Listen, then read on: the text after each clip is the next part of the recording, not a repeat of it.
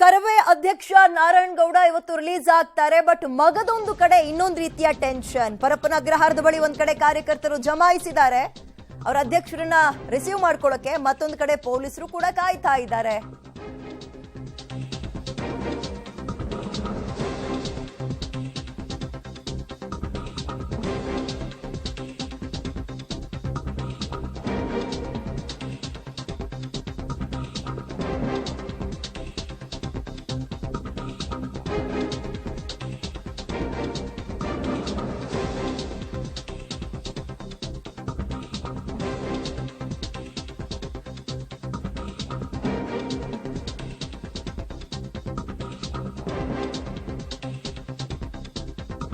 ಆಗ್ತಿದ್ದಾರೆ. ಸಂಜೆ ಸಂದರ್ಭದಲ್ಲಿ ಜೈಲಿನಿಂದ ಹೊರ ಬರ್ತಾ ಇದ್ದಂತೆ ಒಂದ್ ಕಡೆ ಅವ್ರನ್ನ ವೆಲ್ಕಮ್ ಮಾಡ್ಕೊಳ್ಳೋಕೆ ಕಾರ್ಯಕರ್ತರು ಜಮಾಯಿಸಿದ್ರೆ, ಮಗದೊಂದು ಕಡೆ ಕುಮಾರಸ್ವಾಮಿ ಲೇಔಟ್ ಪೊಲೀಸರು ಕೂಡ ಅಗೇನ್ ಅವ್ರನ್ನ ಅರೆಸ್ಟ್ ಮಾಡೋಕೆ ಸಿದ್ಧತೆಗಳನ್ನು ನಡೆಸಿಕೊಂಡಿದ್ದಾರೆ. ಕಾರಣ ಇಷ್ಟು, ಇದು 2017ರ ಹಳೆ ಕೇಸ್ ಸಂಬಂಧ ಅವ್ರನ್ನ ವಶಕ್ಕೆ ಪಡೆಯಲು ಪೊಲೀಸರು ಕೂಡ ಈಗಾಗಲೇ ಕಾಯ್ತಾ ಇದ್ದಾರೆ.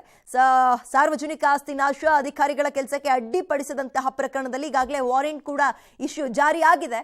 ಹಾಗಾಗಿ ಒಂದ್ ಕಡೆ ರಿಲೀಸ್, ಮತ್ತೊಂದ್ ಕಡೆ ವಶಕ್ಕೆ ಪಡೆಯೋಕೆ ಪೊಲೀಸರು ಕಾಯ್ತಾ ಇದ್ದಾರೆ.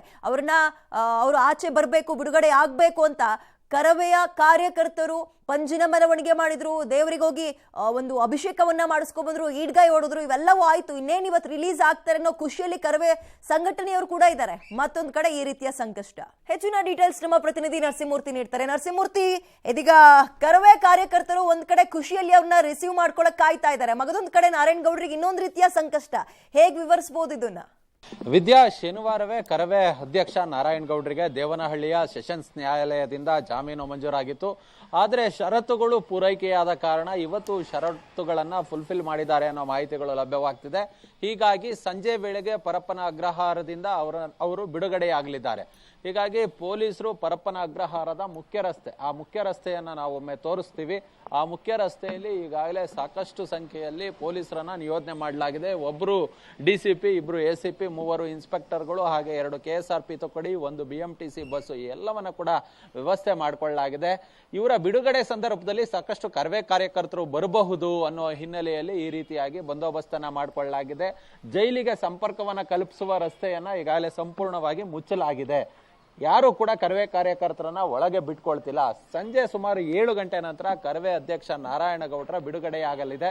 ಆ ಬಿಡುಗಡೆ ಸಂದರ್ಭವನ್ನೇ ಮತ್ತೊಂದು ಪೊಲೀಸ್ ಠಾಣೆಯ ಸಿಬ್ಬಂದಿಗಳು ಕಾದು ಕುಳಿತಿದ್ದಾರೆ. ಕಾರಣ ಇಷ್ಟೇ, ಕುಮಾರಸ್ವಾಮಿ ಲೇಔಟ್ ಪೊಲೀಸ್ ಠಾಣೆಯಲ್ಲಿ 2017ರಲ್ಲಿ ಒಂದು ಪ್ರಕರಣ ದಾಖಲಾಗಿದೆ. ಅದು ಪೊಲೀಸರ ಕರ್ತವ್ಯಕ್ಕೆ ಅಡ್ಡಿಪಡಿಸಿರೋದು, ಅದರ ಜೊತೆಗೆ ಸಾರ್ವಜನಿಕ ಆಸ್ತಿ ನಾಶದ ಆರೋಪ ಅವ್ರ ಮೇಲಿದೆ. ಆ ಒಂದು ಪ್ರಕರಣದಲ್ಲಿ ಇವರು ವಾರೆಂಟ್ ಅನ್ನ ರೀಕಾಲ್ ಮಾಡಿಸ್ಕೊಂಡಿಲ್ಲ. ಹೀಗಾಗಿ ಬಿಡುಗಡೆಯಾಗ್ತಿದ್ದಂತೆ ಅವ್ರನ್ನ ಅರೆಸ್ಟ್ ಮಾಡ್ತೀವಿ ಅನ್ನೋ ನಿಟ್ಟಿನಲ್ಲಿ ಕುಮಾರಸ್ವಾಮಿ ಲೇಔಟ್ ಪೊಲೀಸರು ಕೂಡ ಕಾಯ್ತಿದ್ದಾರೆ. ಹೀಗಾಗಿ ಬಹುತೇಕ ಆ ಬಳಿಕ ಅವ್ರನ್ನ ಅರೆಸ್ಟ್ ಮಾಡಿ ಮತ್ತೆ ನ್ಯಾಯಾಧೀಶರ ಮುಂದೆ ಹಾಜರುಪಡಿಸುವ ಸಾಧ್ಯತೆ ಇದೆ.